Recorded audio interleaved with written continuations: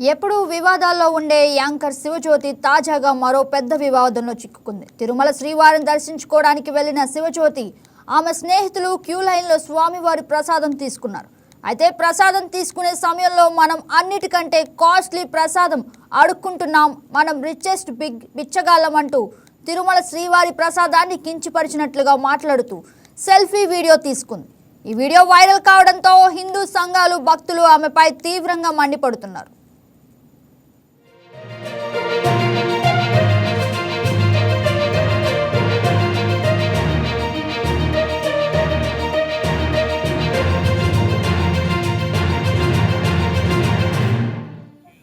పవిత్రమైన శ్రీవారి ప్రసాదాన్ని అడుక్కోవడంతో పోల్చడం ఏంటి, అసలు శివజ్యోతికి మైండ్ పని చేస్తుందా అంటూ ఫైర్ అవుతున్నారు.